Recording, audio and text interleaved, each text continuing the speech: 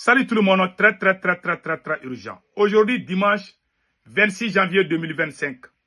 Pourquoi les Maliens ne font plus confiance aux politiciens?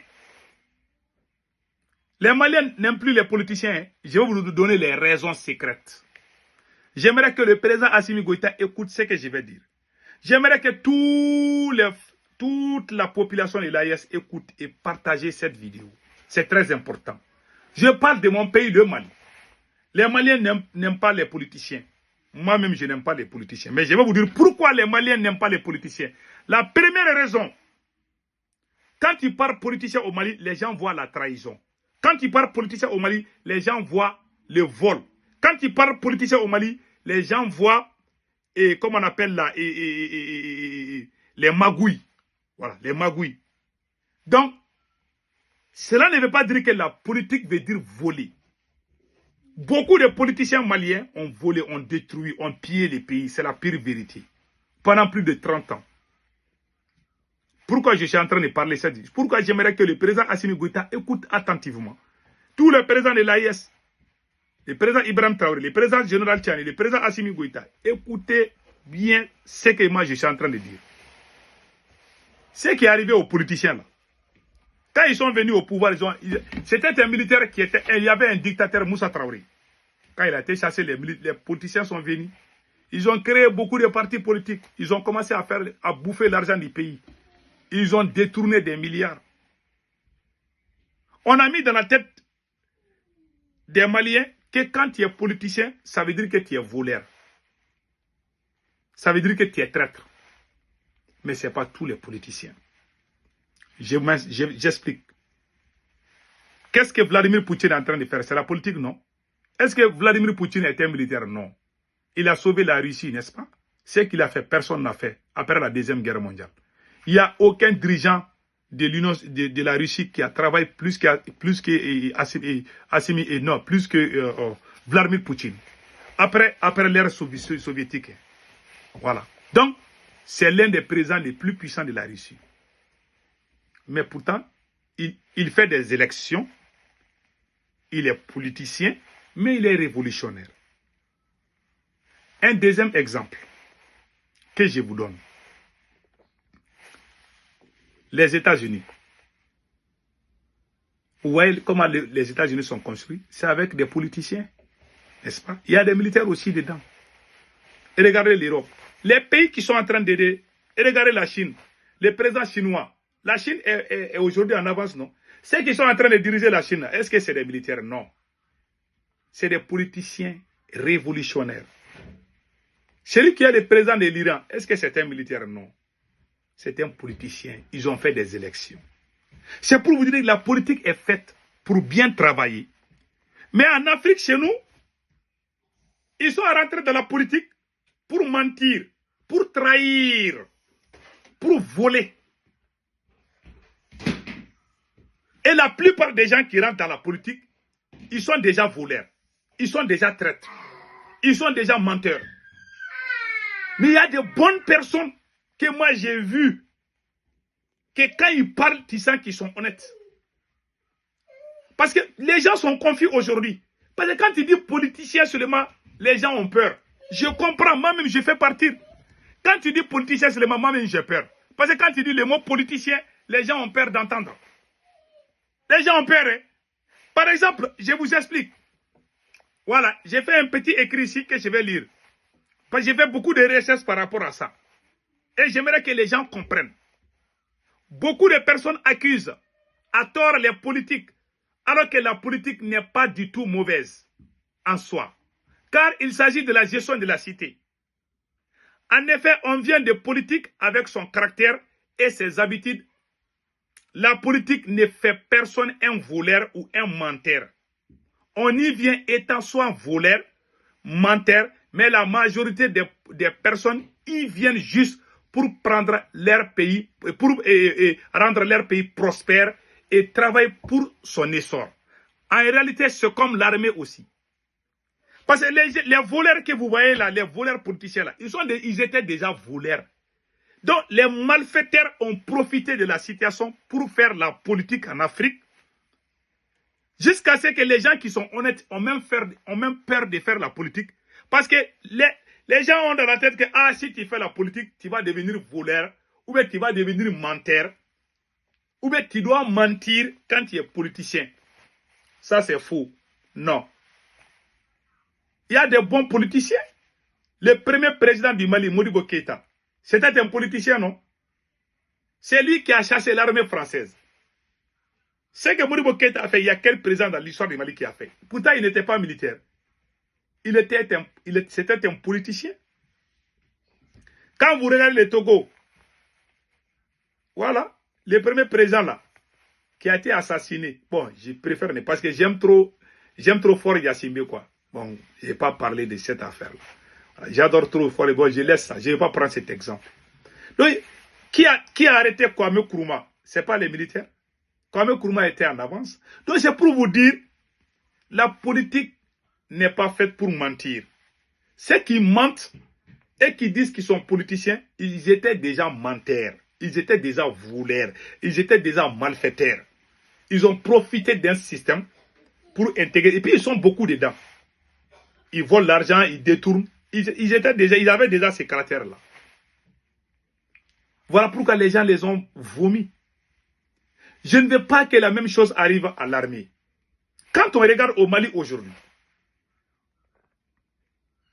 moi je suis l'un des grands supporters du président Assimi Goïta. J'étais l'un des grands supporters du président Assimi Goïta. Pourquoi je suis très déçu aujourd'hui? Les caractères que les politiciens nous ont montrés là, les mensonges, la trahison, les vols, les détournements des biens publics, voilà les caractères qui font que les gens n'aiment plus les politiciens. Mais ce qu'Assimi Goïta est en train de faire est pire que les politiciens font. Moi, je m'adresse aux officiers supérieurs de l'armée malienne. Aujourd'hui, j'aimerais que vous m'écoutiez. Chers officiers supérieurs du Mali, si vous ne faites pas attention, c'est la crédibilité de l'armée entière qui est en jeu aujourd'hui. Si Assimi Goïta échoue aujourd'hui et qu'il soit chassé, personne ne va plus faire confiance à aucun homme en uniforme au Mali. Avant que le cas des politiciens arrive, il y avait un militaire, un dictateur, Moussa Traoré. Moi, je l'aimais beaucoup. Mais il y a des gens qui ne l'aimaient pas parce que son régime vraiment aussi a massacré beaucoup de gens, ça il faut le dire. Mais il avait une bonne armée au moins. Mais en réalité, il a tué beaucoup de gens, ça il faut le dire. Son régime, bon, ça peut ne pas être lui, certains disent que ce n'est pas lui. En tout cas, son régime a fait beaucoup de catastrophes. Quand les gens se sont levés en 1991, moi je faisais partie, les mouvements de 1991 là, les gens qui sont allés dans les rues de Bamako là, pour casser les fenêtres, pour dire au président de dégager là, moi je faisais partie. J'ai vu des gens mourir, j'ai vu des gens où les militaires ont tiré, qui sont tombés. J'ai vu ça de mes propres yeux. Donc, il y a eu beaucoup de choses. Quand les politiciens se sont levés là, après le renversement de Moussa Traoré, les Maliens ont fait plus de 30 ans. Quand tu dis militaire là, ils te détestent. Les Maliens ont détesté les militaires pendant plus de 30 ans. Écoutez bien mon cher président Assimi Goïta. Écoutez bien, chers officiers supérieurs du Mali. Les Maliens ont fait 30 ans. Ils avaient les dégoûts des militaires au pouvoir. Sauf le cas du général ATT, qui lui aussi est venu avec la couverture des politiciens. Les gens disaient non, on ne veut plus des militaires dictateurs, on veut la politique. Pendant 30 ans, de 1991 jusqu'à quand? Jusqu'en 2020. Ça, c'est 31 ans. C'est en 2020 que les gens, même pendant le coup d'état de Sanogo, ce n'était pas trop populaire. Les gens avaient le dégoût des militaires. Quand les politiciens sont venus, les gens ont applaudi. Moi-même, j'ai applaudi les politiciens. Je pensais qu'ils allaient changer. Eux aussi, ils sont pires que les militaires. Voilà pourquoi les gens ont détesté encore les...